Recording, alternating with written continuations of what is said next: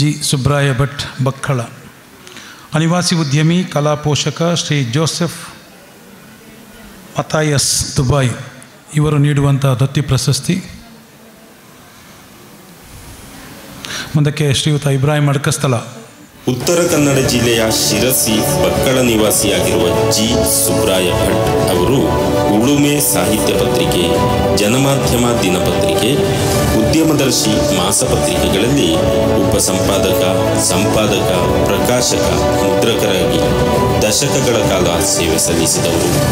ಪ್ರಸ್ತುತ ಕಳೆದ 10 ವರ್ಷಗಳಿಂದ ಸುಮುಖ ಟಿವಿಯ ಪ್ರಧಾನ ಸಂಪಾದಕರಾಗಿ ದೃಶ್ಯ ಮಾಧ್ಯಮ ಕ್ಷೇತ್ರದಲ್ಲೂ ಸೈ ಎನಿಸಿಕೊಂಡಿದ್ದಾರೆ.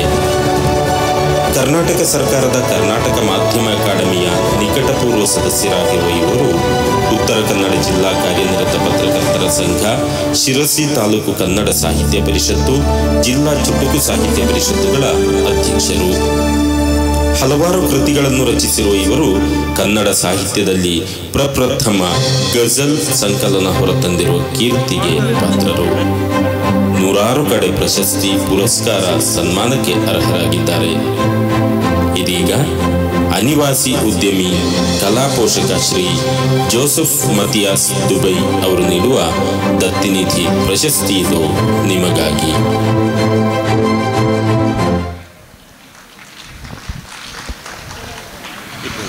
ಮುಂದಕ್ಕೆ